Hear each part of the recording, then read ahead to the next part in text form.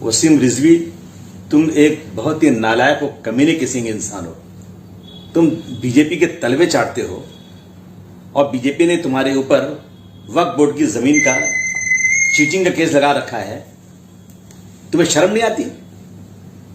शिया हो सुन्नी हो, इस मुल्क में रहने वाले सभी लोग कुरान की इज्जत करते हैं और तुमने इतनी जलील हरकत किया है। तुमको मालूम है इसका हासिल क्या हो सकता है? लोग मजहब के बारे में गलत बोलने पर लोग जान लेने और देने पर तैयार हो जाते हैं। तुम इस मुल्क में फसाद करवाना चाहते हो, जलील इंसान बीजेपी के तलवे चाटते हो। तुम्हें शर्म नहीं आती?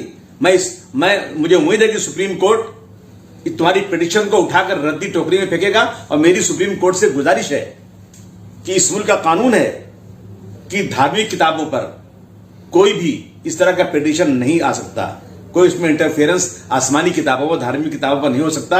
इस जलील इंसान पे बहुत हेवी फाइन लगना चाहिए और इसको जेल होना चाहिए।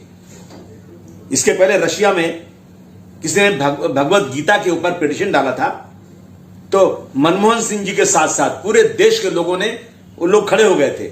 मैं इस मुल्क के तमाम लोगों से कहना चाहता हूं, जब भगवत गीता के ऊपर कोई केस करता है तो हम सब खड़े हो जाते हैं कि हम मजहबी किताब के खिलाफ बात नहीं सुन सकते। मेरे मुल्क के लोग क्यों चुपचाप बैठे हुए हैं? सबको ऐसे जलील इंसान के खिलाफ खड़े हो जाना चाहिए और इसको रुस्वा कर देना चाहिए। ये दलाल जो बीजेपी का है ना, इसका दिमाग खराब हो गया है। मैं कड़े लफ्जों में इसकी निंदा करता हूं। अफसोस मुझे कि ऐसे लोग भी आज इस दुनिया में हैं जो कि इतनी जुर्रत कर लेते हैं। सब्सक्राइब इशातुल इस्लाम केराना यूट्यूब चैनल।